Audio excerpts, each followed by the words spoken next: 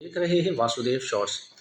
जी cipher case में जो कि जज हसनात साहब ने अडियाला जेल में जिनका ट्रायल चल रहा था,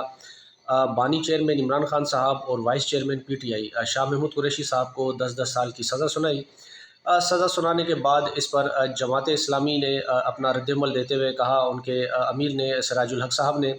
कहा कि ये जो शाह महमूद कुरैशी साहब को और इमरान खान साहब को साइफर वाले मामले में सज़ा हुई है, ये नहायत ही अफसोसनाक है। और उन्होंने इस पर अफसोस का इजहार किया और कहा कि चाहिए अदलिया को कि इस पर एक आज़ाद तहकीकाती कमीशन बनाए जो साइफ़र के क्या हक़ाइक़ है उसके बारे में कौम को आगाह करे। जबकि दूसरी जानिब